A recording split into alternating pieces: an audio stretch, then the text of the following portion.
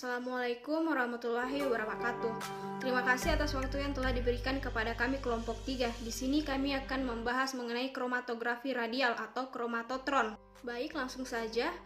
Kromatografi ini dia merupakan suatu teknik pemisahan yang menggunakan fase diam dan fase gerak, di mana teknik kromatografi ini dia telah berkembang dan telah digunakan untuk memisahkan dan mengidentifikasi berbagai macam komponen yang kompleks, baik itu anorganik maupun organik. Kemudian sentrifugal kromatografi lapis tipis. Ini adalah kromatografi preparatif yang menggunakan gaya sentrifugal untuk pemisahan sistem multikomponen. Nah, di mana instrumen atau alat yang biasa digunakan dalam teknik ini dia dinamakan sebagai kromatotron. Materi selanjutnya itu kromatotron, di mana kromatotron ini merupakan metode identifikasi seperti kromatografi lapis tipis. Hanya saja kromatotron ini menghasilkan hasil yang lebih cepat karena adanya sentrifugasi, di mana aliran fase geraknya itu yang dipercepat oleh gaya sentrifugasi. Baiklah, di sini saya akan menjelaskan tentang pemilihan dua fase, di mana fase diam dan fase gerak. Fase diam atau stasioner fase berupa roto. Roto merupakan plat kaca kuarsa yang dilapisi silika gel yang bersifat polar. Sedangkan fase geraknya yaitu mobile fase yang berupa pelarut yang disebut eluen. Selanjutnya kita bahas prinsip kerja alat kromatotron. Terdapat 5 garis besar. Yang pertama yaitu kromatotron ini memiliki prinsip sama dengan kromatografi klasik dengan fase gerak yang dipercepat dengan adanya gaya sentrifugal. Nah, yang kedua yaitu kromatografi jenis ini dia menggunakan torak yang terdapat pada ruang tertutup oleh plat kaca kuarsa. Nah, lapisan penjerapnya itu berupa kaca yang dilapisi oleh silika gel. Nah, yang ketiga yaitu dipasang pada motor listrik. Nah, diputar dengan kecepatan 8000 rpm. Nah, yang keempat yaitu dimasukkan pelarut untuk mengelusinya. Dimasukkan pada bagian tengah dengan menggunakan pompa torak. Nah, akan mengalir melalui lapis tipis karena adanya gaya sentrifugal. Nah, yang kelima untuk mengetahui adanya elusi maka dimonitor dengan menggunakan lampu UV. Nah, kita bisa lihat pada slide-nya itu gambar dari alat kromatotron. Nah, selanjutnya akan dibahas bagian-bagian dan fungsinya. Adapun bagian-bagian alat dan fungsinya.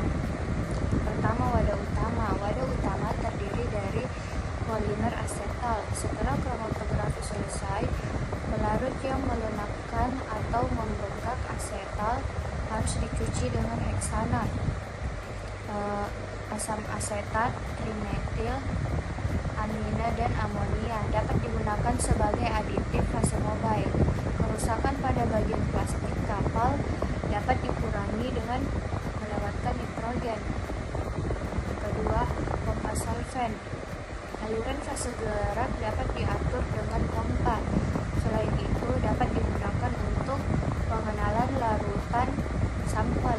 Laju aliran fase gerak dapat bervariasi untuk berbagai ketebalan fase diam, di mana laju aliran di ketebalan sorben yang berbeda ketebalan sorben layar atau mm, flow rate, mili per menit. Tiga, rotor. Fase diam yang terdiri dari disk melingkar dilapisi dengan lapisan penyerap disebut sebagai rotor. Rotor memiliki lubang di pusat sehingga bisa diperbaiki pada motor instrumen. Rotor dengan berbagai ketebalan sebagai rotor. Rotor memiliki lubang di pusat sehingga bisa diperbaiki pada motor instrumen. Rotor dengan berbagai ketebalan lapisan sorben yang tersedia dan berdasarkan ketebalan lapisan sorben, jumlah sampel yang akan diambil bervariasi. Contoh beban untuk ketebalan sorben yang berbeda. Sorben lapisan tebal atau mm, contoh beban mg. Ini saya akan melanjutkan dari pemateri sebelumnya. yaitu mengenai materi kromatotron. Nah, di sini saya akan menjelaskan mengenai bagian-bagian dari kromatotron itu sendiri. Nah, yang pertama bagian alatnya yaitu ada teflon tutup, kemudian ada wick atau sumbu, kemudian ada koleksi wadah saluran, kemudian ada main vessel atau kapal utama. Nah, yang pertama itu saya akan menjelaskan mengenai teflon tutup.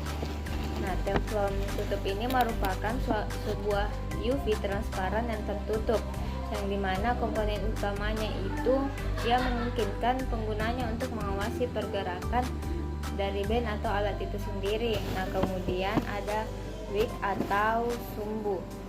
Nah, wick atau sumbu ini itu berfungsi untuk membawa solusi sampel ke rotor. Nah, wick atau sumbu ini itu dia biasanya terdiri dari bulu tipis, tali polyester. Namun wick dan sumbu ini sangat tidak dianjurkan untuk menggunakan kapas jahit atau benang. Nah, kemudian yang ketiga itu ada koleksi wadah saluran.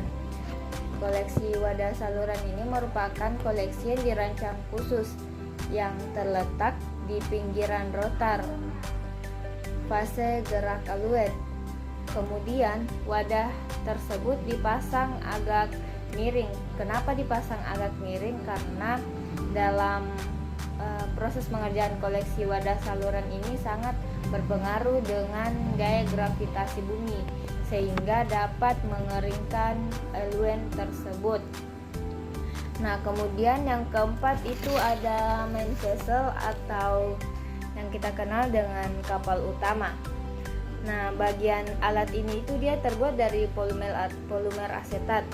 Nah, setelah kromatografi selesai, pelarut yang melunakkan asetat itu harus dicuci dengan asam heksan asetat agar menjadi lebih bersih. Sekian mungkin itu yang bisa saya jelaskan. Selanjutnya saya persilahkan kepada pemateri selanjutnya. Selanjutnya yaitu cara menggunakan alat kromatotron. Pembuatan plat kaca dilakukan dengan mencampurkan silika gel dan aqueous dingin sesuai perbandingan yang telah ditentukan. Kemudian bubur tersebut diratakan pada plat kaca.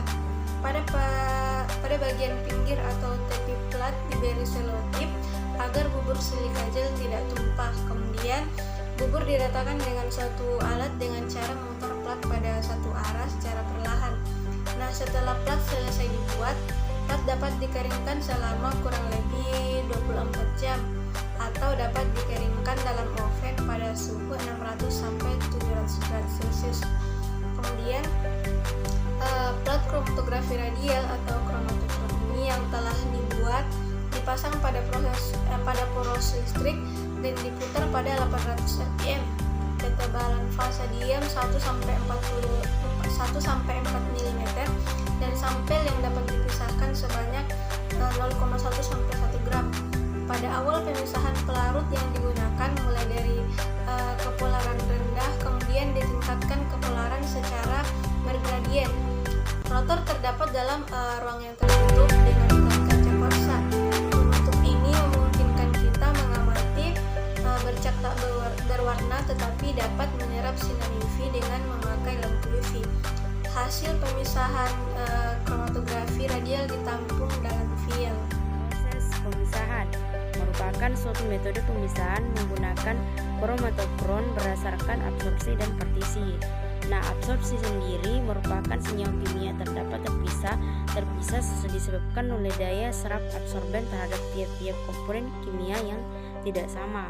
Terus kalau partisi adalah kelarutan tiap-tiap komponen kimia dalam cairan pengelusi atau eluen yang tidak sama, di mana arah gerakan eluen disebabkan oleh gaya sentrifugal sehingga komponen kimia dapat bergerak dengan kecepatan yang berbeda-beda yang menyebabkan terjadi pemisahan. Baik, di sini saya akan melanjutkan materi dari pemateri yang sebelumnya yaitu Norwegian and Torang.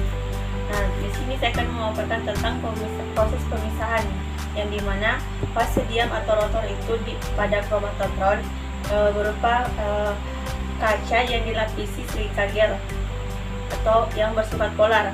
Nah, terus Sampel bersifat polar akan tertahan lebih lama pada rotor, sedangkan sampel yang bersifat kurang polar dia akan terbawa oleh eluen. Terus pemasukan sampel diikuti dengan pengelusian, menghasilkan pita-pita komponen berupa lingkaran sepusat. Pada tepi plat akan terputar keluar dengan gaya sentrifugal dan ditampung dalam wadah. Mungkin itu saja pemaparan dari saya. Selanjutnya akan dipaparkan oleh pemateri selanjutnya. Jadi, komponen kimia bergerak berdasarkan perbedaan kelarutan dan kepolaran tiap-tiap komponen dalam cairan pengembang yang pemisahannya dipercepat dengan gaya sentrifugal dengan menggunakan lempeng kaca bundar dengan diameter 24 cm. Hasil pemisahan ditampung dalam vial sebagai fraksi, dan fraksi tersebut dapat pula dikumpulkan melalui pengurus. Baik, selanjutnya itu faktor pertimbangan dan dalam menggunakan metode kromatotron. Sini ada dua faktor, yaitu laju fase gerak dan laju rotasi. Kalau laju fase gerak itu dengan seiring dengan revolusi, waktu pemisahan tergantung pada tingkat fase gerak mengalir. Kalau dia laju rotasi, dia itu laju elusi serta faktor pemisahan tergantung pada tingkat rotasi dari sistem kromatografi. Itu keuntungan dan kerugian dari kromatotron. Di sini ada 6 keuntungannya. Keuntungan pertama itu cara kerja dari alat ini sederhana. Terus tidak perlu juga menggunakan penggerok pita. Nah, selain itu cepat dalam pemisahan karena pada menit 30 itu sudah selesai.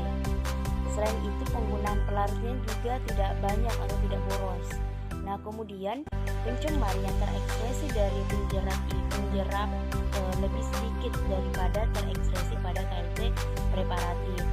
Nah, kemudian rotor yang sudah dilapisi itu dapat diregenerasi. Kerugian dari kromatotron adalah yang pertama fase diam yang dapat dipilih terbatas. Kedua, rotor yang sudah dilapisi tidak ada dalam perdagangan. Ketiga, daya pisah terbatas, cara pendeteksian terbatas. Yang terakhir itu sistem pengumpul mungkin tercemari. Sekian dari presentasi kelompok 3. Terima kasih dan kurang lebihnya mohon dimaafkan. Wallahumma fiqillah kontorik. Wassalamualaikum warahmatullahi wabarakatuh.